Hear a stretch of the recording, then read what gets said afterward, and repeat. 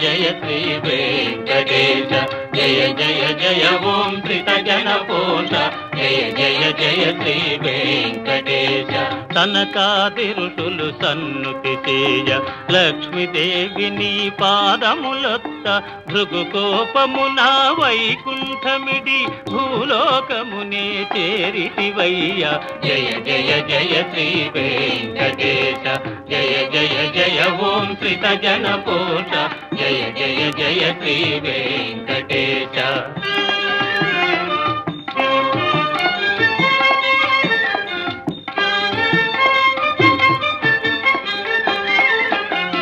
వల్మీకమున దాగియుండగా రుద్రుడెగోవై బాలివువా